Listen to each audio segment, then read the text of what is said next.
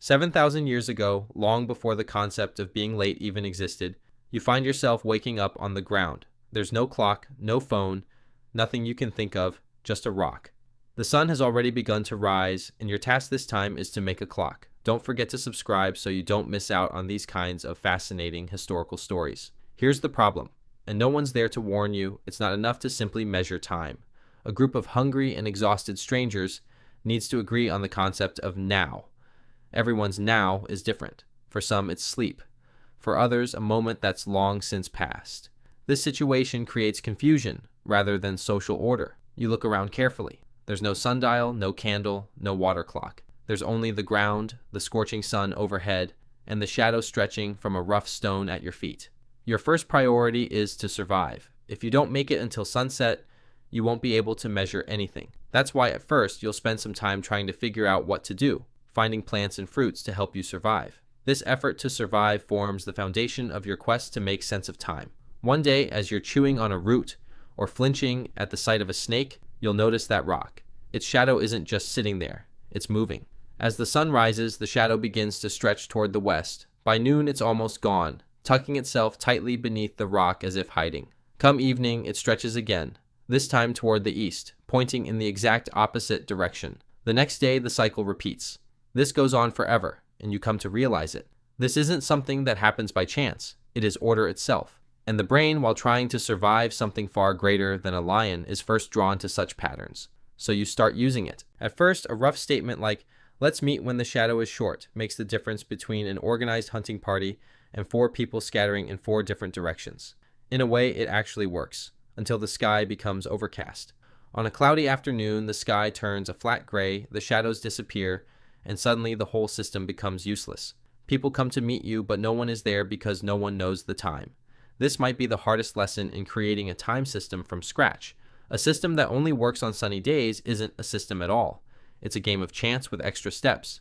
You need something permanent, something that won't vanish just because the weather feels like it. So you start marking the ground. The moment a shadow falls on a spot, you etch a line into the earth with a sharp flint. The morning line, the noon line, the afternoon line. From the base outward, like the world's least elegant sundial, you end up with a fan of lines radiating from the base of the rock. But it works.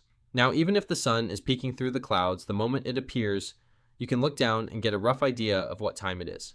You start to notice something different. The lines aren't fixed. In summer, the noon shadow is short and narrow. In winter, however, that same noon shadow stretches on, almost reaching yesterday's afternoon mark. The lines you drew in June are lying to you in December. Perhaps most people would give up at this point, but you're different. You didn't give up. Instead, you do what an obsessive early period engineer would do. You control the variables. You take a straight branch, drive it into the ground at a fixed angle, always at the same height, always facing the same direction. There's no longer a random uneven rock casting a random uneven shadow, and even if you don't know its name right now, you've built a gnomon. Congratulations. You've just invented the sundial. This was something the Egyptians were already using along the banks of the Nile thousands of years before mechanical clocks existed anywhere on Earth. However, sundials have a major problem, and this is by no means a minor detail. The sun sets, and the moment it does, your entire time-measuring empire is plunged into darkness. If there's no shadow, there's no time. Half of human life, sleeping, keeping watch, telling stories around the fire, passes without any way to track how long anything lasts. Frustration builds rapidly. You've turned this into an obsession, and I want you to think about that frustration. You're sitting there in the dark, listening to the camp grow quiet, with absolutely no way of knowing whether an hour has passed or 5 hours. Thousands of years later, sailors at sea would face this exact same blind spot. This was one of the reasons why great fortunes were later offered to anyone who could solve the problem of accurate time measurement at night and in bad weather. You're actually facing a smaller version of the same problem. You're grappling with this complex problem while having far fewer resources. You need a second system, one that doesn't depend on whether the sun rises or not. The answer was actually right in front of your eyes from the very beginning. But then again, humans can't even see what's closest to them. Drop by drop, water falls at a pace that pays no heed to the clouds, the seasons, or your mood. It's the same with sand. You take a cracked clay pot, drill holes near the bottom, fill it with water, and watch the water flow.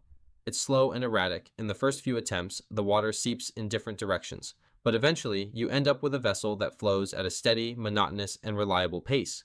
The fact that this is monotonous is exactly what you want from a sundial. Now, as the water level drops, you make marks. You synchronize these with the readings on your sundial throughout the day, so that both systems align with each other. When the sun sets, you begin to use the water clock. When the water clock runs dry, you refill it and start over. Thanks to you, day and night are speaking the same language for the first time. There's a special pride in watching that water level drop slowly, exactly at the pace you expected, hour after hour, night after night. It never speeds up when it gets bored, nor does it slow down from fatigue. Rocks always lie. Water, however, is one of the most honest things you'll find here. It's no longer just a personal trick, and that's exactly what matters most. When everyone at camp agrees that the noon shadow means the same thing, and that filling the water jug once signifies the same part of the night for everyone, you've built something far greater than a mere tool. You've created a shared reality. Now is no longer just a feeling. It becomes a fact that everyone can verify. If this idea of shared time was helpful to you, leave a like so YouTube can reach more people. This idea of fixed, agreed upon now is the silent ancestor of everything that operates with precise timing today. GPS satellites keep atomic clocks synchronized to within 1/1000th of a second, because if these clocks deviate even the slightest bit, the map on your phone will show the wrong location by kilometers. Stock exchanges record the timestamps of transactions in microseconds so that no one can manipulate the order of events. None of this would work without that fundamental step you just took, throwing a stone, a stick, and a leaky pot into the mix, agreeing as a group on what time it is. You didn't invent gears, and you didn't invent electricity. You invented something even harder, consensus. A tribe that can agree on now can plan a hunt, take turns on watch, and know exactly how long the fire needs to be tended before someone else takes over. Historians studying early human settlements have identified this kind of shared sense of time as one of the silent necessities of anything resembling a functioning society. Without it, any form of cooperation beyond a handful of people collapses from the very start. And hidden within all of this is a psychological cost. Once your camp begins to measure time, people start to notice how quickly time passes. When you start looking at a mark on a log, waiting for the water to flow by takes longer. Before the clock came along, hunger told you when to eat, and darkness told you when to sleep. But now there's a clock, or its ancient counterpart, and it judges you a little. This story is actually already playing out in your mind. The first time you look at the shadow markers out of habit, time ceases to be merely a tool and transforms into a new sense, just like hunger or a sense of direction. You didn't possess this sense a season ago. Now you can't turn it off. You took a step back and looked at what you'd done.